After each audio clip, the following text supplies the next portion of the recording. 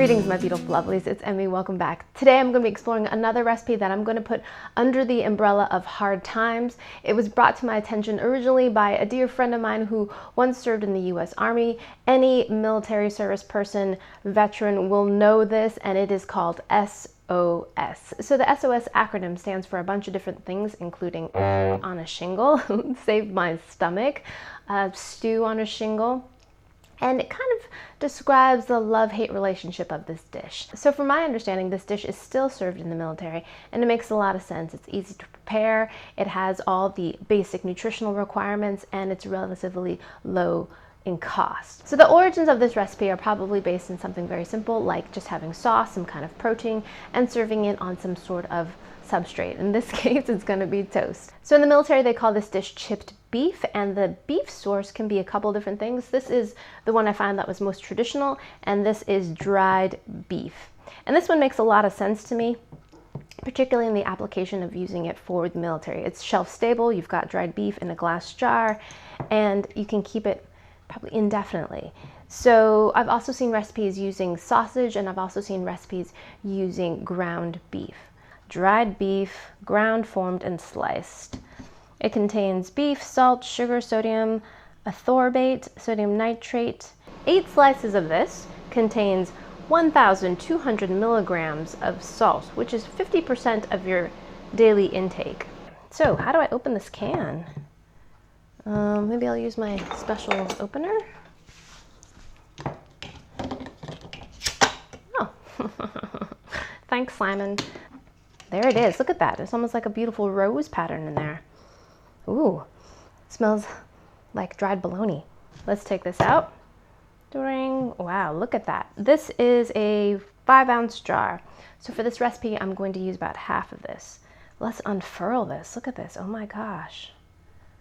Look at that. That's a lot of meat. So it looks a bit like salami. It doesn't have quite as much fat. A little bit thinner. And smells really different. It smells a lot more like potted meat. It smells much porkier. And then it says after you open it, you should refrigerate it. I like the jar though. Now I'm going to cut this into strips and kind of fluff them up a little bit. Let's give that a taste. Ooh boy. Wow, that is wicked salty. So when I make my gravy, I'm not going to put any salt whatsoever. That is really, really salty. I would say even saltier than Spam. Spam is another canned meat, if you don't know about it.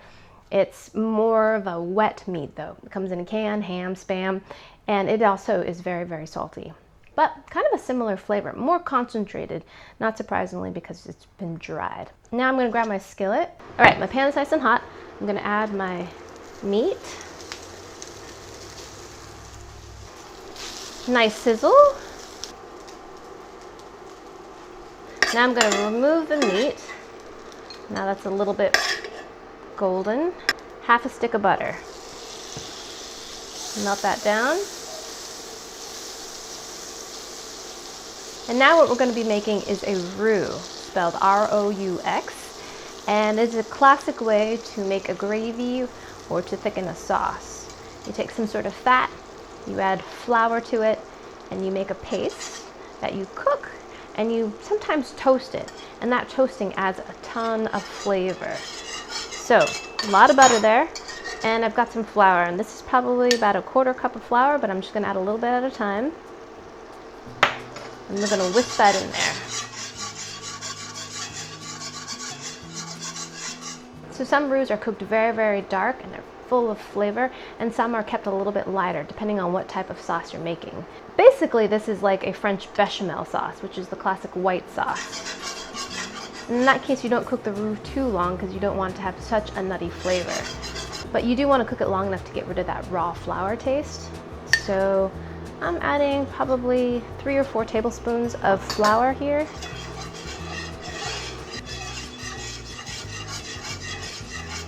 Now to our roux, we're going to add some beef stock.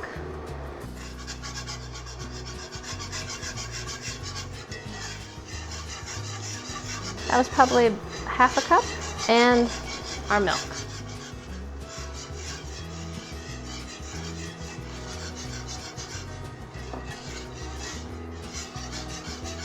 right, we're getting there. Now I'm gonna add a bunch of black pepper. To me, that's really essential when you're making a white gravy. It's lots of black pepper. Yum, yum, yum. Okay. It's really important to use a whisk when making gravy so you can avoid getting lumps. Now we're gonna return the beef back into the sauce and give this a stir.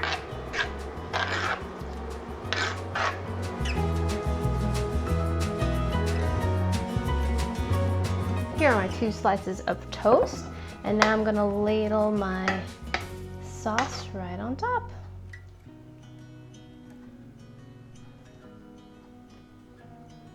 There it is.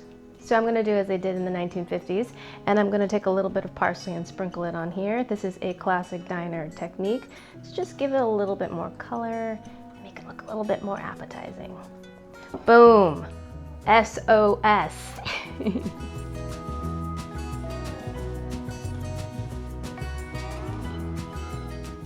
Now that I've dusted it with a little bit of parsley, it looks a lot more appetizing, I have to say. Isn't that amazing, the magic of parsley? Got a little bit of everything there. Got some dried beef, definitely got some sauce and parsley. Here we go. Itadakimasu.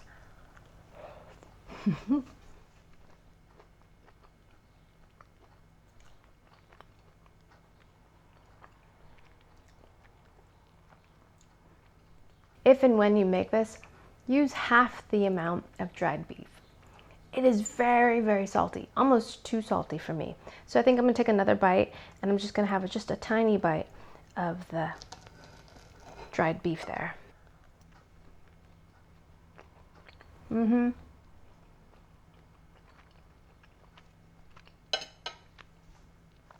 Much better that way, but still very, very salty. But the flavor is not too bad. It's a little bit like corned beef hash. It has a little bit of smokiness, lots of salt, and the sauce is good. It's kind of buttery and milky, but also that creaminess goes well with the beef as well. There's very little fat in the beef, so it kind of richens it. And then serving on top of the shingle or the piece of toast works really well too. It absorbs the sauce. The toast kind of softens a little bit, but has a little bit of crispness around the edges. And then it takes some of that sodium away as well. Plus it just kind of fills your belly. But yeah, it's not bad. I could see if you've had this every day, day in and day out, that'd be something that you kind of get used to and actually kind of pine for later. Finally, I highly recommend putting a little bit of chopped parsley on top. That little bit of greenery brightens things up, makes it look a lot more palatable and cheery. And yeah, let's be honest here, this really does look like S.O.S. Alrighty, I hope you guys enjoyed that one. I hope you guys learned something. Let me know in the comments if there are recipes that you'd like to see me try or things that you'd like me to taste. Share this video with your friends. Follow me on social media. And I shall see you in the next video. Toodaloo. Take care. Bye!